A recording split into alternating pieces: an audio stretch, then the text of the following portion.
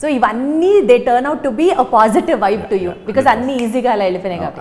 But మనం ఎంత చెప్పుకున్నా సార్, సినిమా అనుకున్నప్పటి నుంచి ఎండ్ డే వరకు, ఇన్ఫాక్ట్ రిలీజ్ టైం వరకు కూడా చూసుకుంటే there would have been an number of challenges మీరు ఫేస్ చేసినవి. అలాంటి toughest challenge if you would like to tell something?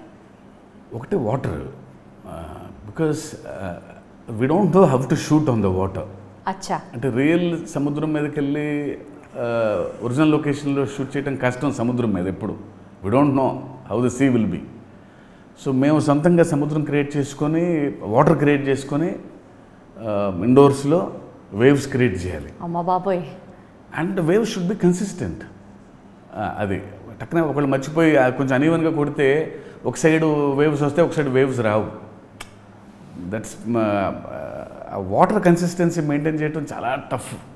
Fog కన్సిస్టెంట్గా ఉండాలి. ఫాగ్ అంటే మనం క్రియేట్ చేసే ఫాగ్ అది. సో అదే టెంపరేచర్ మెయింటైన్ అవ్వాలి. Exactly. That's the biggest challenge అండి. ఓన్లీ వాటర్ ఈ సినిమాలో ఎక్కువగా. అంటే మేము చూస్తూ సముద్రంలో షూట్ చేశారనుకున్నాం, కానీ సముద్రాన్ని సృష్టించి అందులో షూట్ చేశారన్నది ఇప్పుడే ఫస్ట్ టైం తెలుస్తుంది sir. Wow, so exciting. And Devara సినిమాకి సంబంధించి సార్, సెన్సార్కి వెళ్ళిన తర్వాత కూడా లెంత్ తగ్గించాల్సి వచ్చింది అని విన్నాము.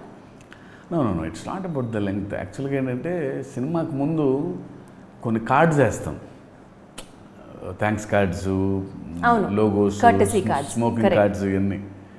వాటి లెంగ్త్ తెలియదు. అంటే ఎన్ని వేయాలో తెలియక అవి లాస్ట్ మినిట్ దాకా వస్తూనే ఉంటాయి. ఈ కార్డు వేయాలి, మీడియా పార్ట్నర్స్ వాళ్ళు వేయాలి,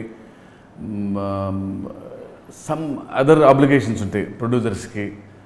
అండ్ వాళ్ళ లోగోస్, వాళ్ళ బ్యానర్ లోగో లెంగ్త్ కొన్ని మారుతూ ఉంటాయి. So we don't know the exact length. అచ్చా, అవి వాటికి తగ్గించి you have taken a decision. Yeah, first 3-4 minutes కొంచెం ఎక్కువ. అందుకని ముందే మేము ఎక్కువ వేసి పంపించేసాం. రేపు పొద్దున తగ్గితే పర్లేదు కానీ మళ్ళీ కొంచెం పెంచాల్సి వస్తే ఇబ్బంది అవుతుందని. రైట్. సో ఫైనల్గా ఆ లెంగ్త్ చూసుకొని కొంచెం లాస్ట్ రోలింగ్ టైటిల్స్లో we don't know how many cards rolling టైటిల్స్లో. Because too many people involved. VFX studios, multiple studios పనిచేసినాయి. వాళ్ళందరూ ఆ టీమ్ మెంబర్స్ అందరూ పేర్లు వేయాలి.